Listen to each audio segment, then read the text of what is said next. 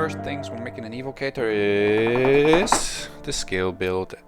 As you can see, I opted to leave out some of the damage spells, which might surprise you, but I really just wanted to emphasize the slow, the AoE, the skill block and the armor break, while also having more survivability on my pet. As you can see, I maxed out all my buffs and heals.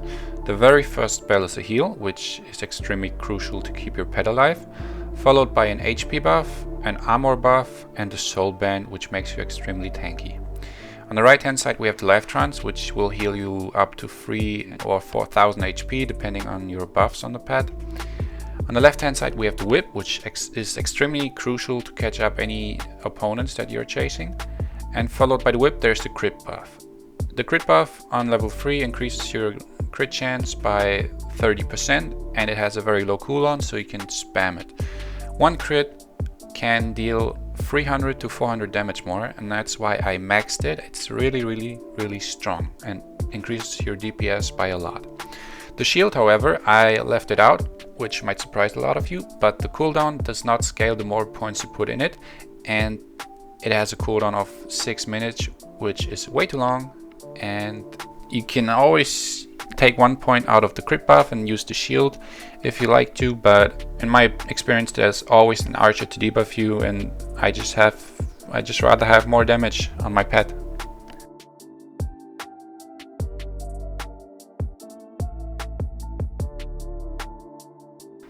Rule number 1, do not stack with your pet, not in a fight and not in a respawn. Rule number 2, when you respawn, give the pet the soul band. It makes you so much more tanky. Now look at this side. My pet is going to hit this guy and I run through them because I see they're stunned, and I take a good and healthy position away from my pet so we can never be stunned together. That's really important. Rule number 3, do not send your pet in alone. As you can see here, I send my pet onto the mage and I'm not using the stun because I want to bait a reaction. He ends up one-shotting the pet and I'm not able to heal it, which puts me in a bad position because I cannot help my teammates. I have to resummon the pet, and even sometime after I'm useless because my positioning and my pet's positioning is bad.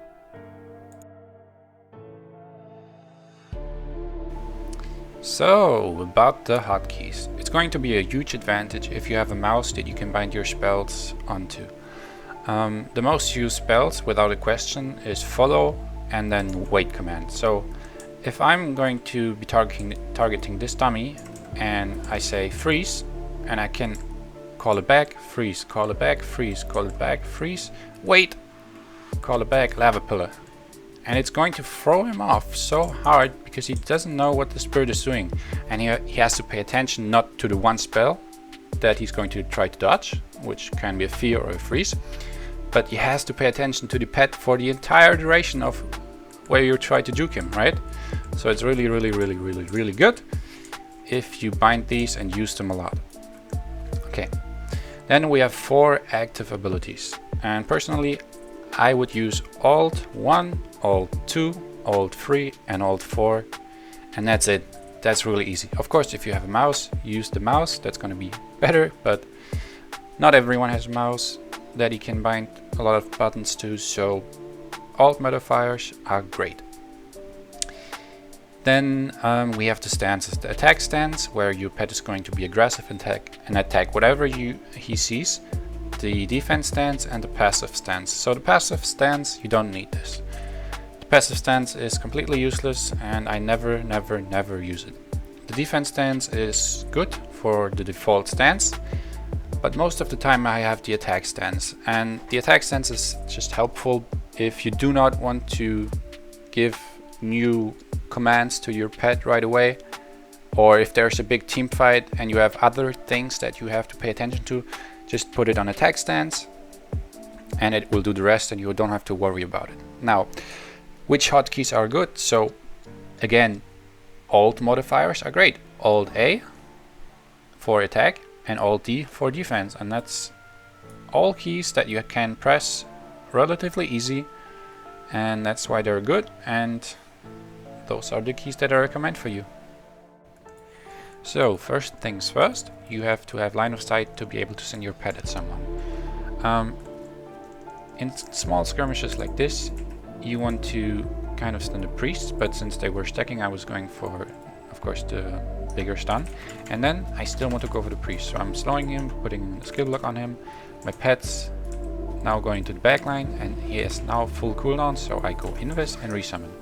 The resummon will go through even while invis, and it ends up being unsuccessful because the mage froze my pet and then killed me, which was well played on his part. In this clip I'm being chased by 2 priests and 1 mage, and I can't really do anything except for going invis and summoning a new pet. So that's what I'm going to do, and I see that they're being chased by some of my people, so I want to stun the priest, but he already freezes my pet. I'm now using every second of invis that I have and attack him. I know that this priest is going to save him, so I tap the priest and say stun, and then I go for the other guy. Try to get this kill. The priest on the right side, he dodged, okay, and now we're chasing him, and I'm going to have the whip soon, so I definitely know that I will kill him. And yeah, I'm throwing some auto attacks just to maybe crit him off his mount. I have lag because it's the border of the country. And now I skill block him so that he can't waste our time by going into non-target, and he's dead. And it's these small things that I really like about Evocator. I hit the mage, I know the priest is going to react, so I tap the priest, stun, and I'm multitasking, and that's what is really nice about Evocator, okay? Going forward, we are looking at Champions of Iberia clips because it highlights the strengths and weaknesses of the class and what you should do. So I'm chasing this archer, and it's my job as the stunner to stun him, and I know he has release, so I have to stun him twice. I'm using the battle cry first, followed by an axe, and that gives us the lockdown.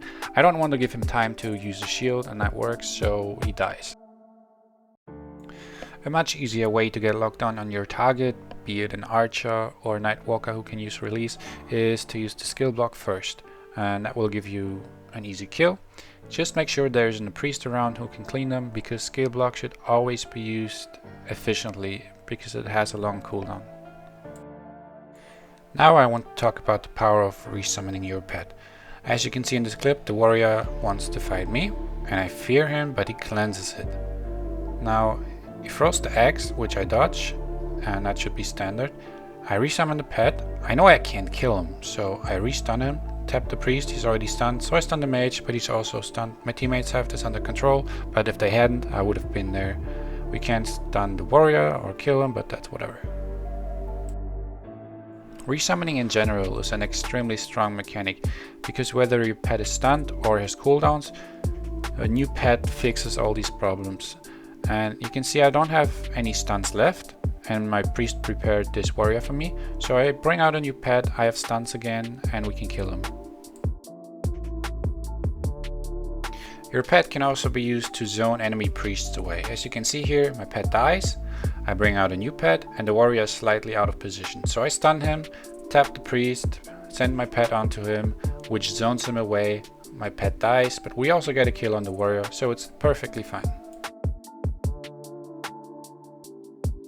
I slowed down this next clip to be better able to explain everything. I want to stun the priest, but the mage intercepts me. I realize it, and I get the stun on the mage, which is great because we don't lose the trade. Now he TP fears me, which I can't counter, but he cannot kill me because I'm too tanky. I now want to make use of my pet while I'm stunned, so I click on the spells.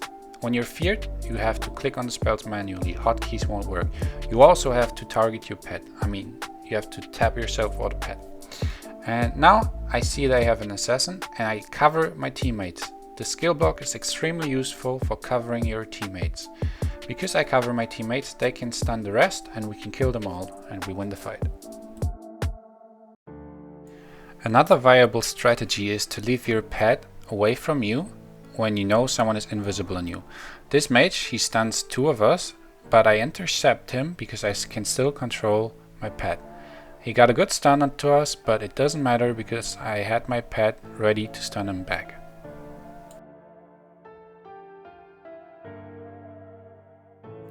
If you're simply stunned, you can still use your hotkeys.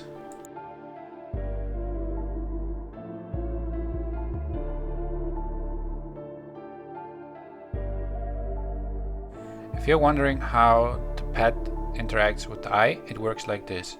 You and the pet both have to start inside the eye range, and as long as you stay inside the eye range, your pet can stun invisible targets.